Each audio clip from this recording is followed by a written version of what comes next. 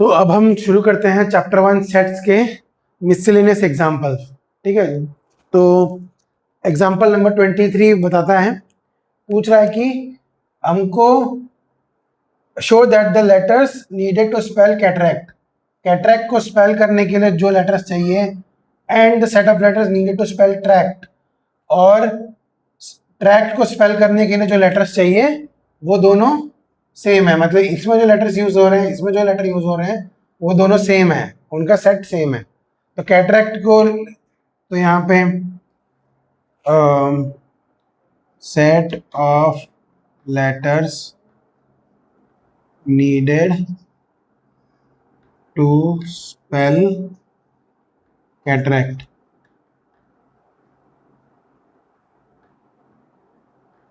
तो let x,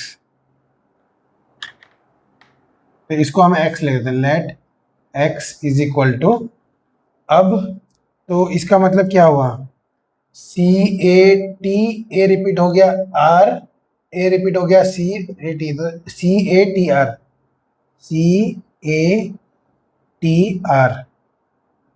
यहाँ पे हम लिखते हैं let Y is equal to set of letters needed to spell tract.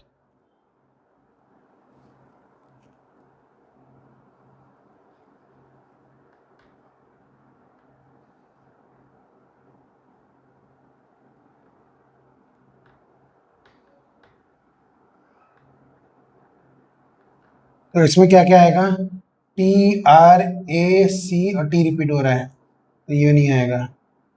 ठीक है, तो आंसर आया टी आर ए सी। तो अब हम देखेंगे एक्स और Y. We observe that x is equal to y, this implies, तो दिस यही प्रूव करना था कि ये इसके लेटर्स इसके लेटर्स, ये नथिंग बट यहाँ पे हम इसको इसी ऑर्डर में लिख देते हैं, is equal to C A T are.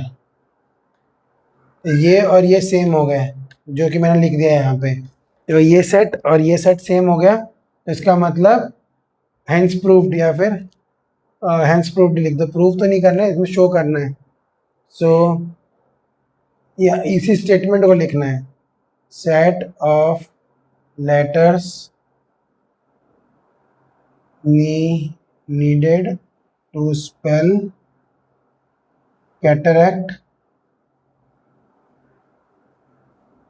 is same as the set of letters needed to spell tract. Okay, तो ये हमें था, ये हमने प्रूव कर दिया। ठीक है, अब now we will jump into the next question. So अब हम आते हैं एग्जाम्पल 24 पे, जो कि एक मिसलेनियस एग्जाम्पल्स में है। सो इसमें पूछा है कि सबसेट्स ऑफ द सेट -1 0 1, तो इसके जितने भी सबसेट बनते हैं उन सबको हमें लिस्ट करना है। तो लेट्स डू इट। तो स्टार्टिंग के से एक एम्प्टी सेट से स्टार्ट करेंगे। Empty set is a set, ठीक है। दूसरे उसके बाद एक एक एलिमेंट हो, तो वो वाले भी एक सबसेट हो गए। तो अगर एक एलिमेंट है -1 0 1, अब दो दो एलिमेंट वाला, ठीक है, दो दो एलिमेंट वाले भी सेट होंगे, तो -1 0 -1 1 और फिर 0 1, दो एलिमेंट वाले सेट हो गए। अब तीन एलिमेंट वाले भी सबसेट्स होंगे जो कि इसके इक्वल है, तो वो भी हो जाएगा -1 0 1। तो टोटल सारे सबसेट्स, तो टोटल कितने हुए, 1 2 3 4 5 6 7 8, टोटल 8 सबसेट्स। ठीक है, इसको पता करने के लिए कितने सबसेट होंगे, तो उसके लिए हमारे पास फॉर्मूला है 2 to the power n s। जितने भी सबसेट में एलिमेंट है, यहाँ पे 2⁻³ इज इक्वल टू 8 आएगा सबसेट्स, और वो हमको ये लिस्ट करना था, बस मैं ये एक्स्ट्रा बता रहा हूँ। 2 ये है number of elements in the set, ठीक है, ये है, और 3 है, 2⁻³ इज 8, ठीक है। तो ये हमारे सारे सबसेट्स हैं। अब हम जंप करते हैं नेक्स्ट एग्जाम्पल पे। सो अब हम आते हैं एग्जाम्पल 25 पे। तो एग्जाम्पल 25 में पूछ रहा है कि अगर A union B is equal to A intersection B, तो उससे हमें पता चलता है कि A और B इक्वल सेट्स हैं। तो इसको कैसे प्रूव करेंगे? पहले हमें पता है कि A union B, so let X be an element in A union B।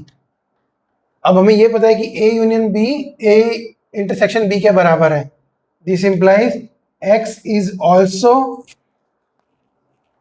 X also belongs to A intersection B। अब A intersection B क्या होता है? वो होता है कि A में भी बिलोंग करता है, B में भी बिलोंग करता है। This implies X belongs to A and X belongs to B। तो इसका मतलब क्या है? सो दिस इंप्लाइज जो तभी हो सकता है जब A, देखो मैं डायग्राम बता रहा हूँ, वेन डायग्राम में तो हमें पूछ रहा है कि X belongs to A, X यहाँ बिलोंग करता है, ठीक है। तो X अगर यहाँ पे है इस वाले में एरिया में, तो ये A है, ये B है, ये U है, तो इसका मतलब X A में बिलोंग कर रहा है, X B में बिलोंग कर रहा है, और ये भी पता है कि X A यूनियन B में बिलोंग करता है। तो X यहाँ पे भी है, X यहाँ पे भी है। तो अब ये 3 रीजन सेम कब हो सकते हैं? जब ये एक पूरा कॉमन रीजन होगा, ठीक है। तो तभी ये वाला भी पॉइंट A और B के अंदर आएगा। तो ये तब हो सकता है, ये हमने बताया था कि ये तब हो सकता है जब A आइदर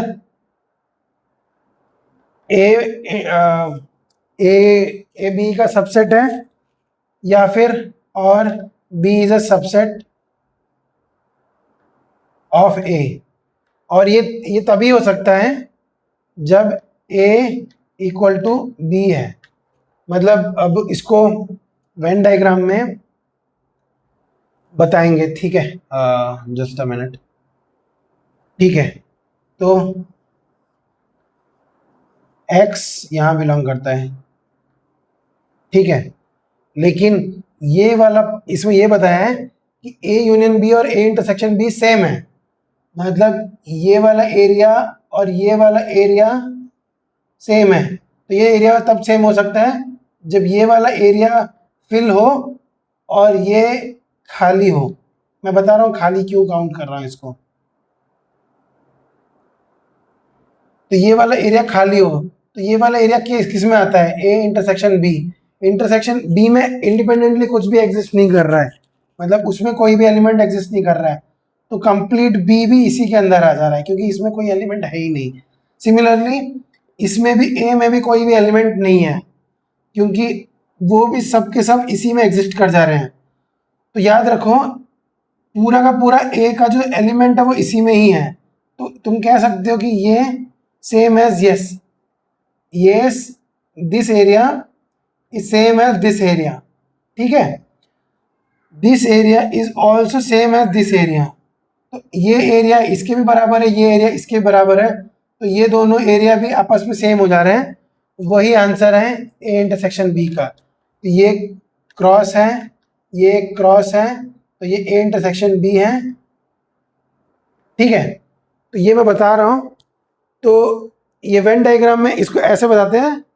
तो इसमें हम ये बता रहे हैं कि अगर यहाँ पे कोई एलिमेंट होता तो हमें उसे कॉन्ट्राडिक्ट करना पड़ेगा कि वहाँ पे कोई एलिमेंट एग्जिस्ट करता ही नहीं है। तो then this whole area is a part of A और B भी वैसा ही हो जाएगा। तो ये पूरा एरिया एक ही एलिमेंट X को डिनोट करता है, और X A यूनियन B में भी है, A इंटरसेक्शन B में भी है, thus A equal to B, ठीक है। थोड़ा वेन डायग्राम में थोड़ा कंफ्यूजिंग लग सकता है, लेकिन तुम्हें बस ये देखना है कि अगर पूरा ए अगर इंटरसेक्शन है तो इसका मतलब यहाँ पे कुछ एग्जिस्ट नहीं करता, यहाँ पे कुछ एग्जिस्ट नहीं करता है, तो ये पूरा इसके बराबर है, ये पूरा भी इसके बराबर है, क्योंकि नंबर ऑफ एलिमेंट्स सेम है दोनों में, इतने ही हैं जो इस शेडेड रीजन में है। तो इसका मतलब ए इससे इक्वल है, बी भी इससे इक्वल है, इसलिए ए बी एक दूसरे से इक्वल है। बस यही समझना था वेन डायग्राम में, ठीक है। तो इसी के साथ मिसलेनियस एग्जांपल्स खत्म होते हैं। Will jump to miscellaneous exercises. Thank you.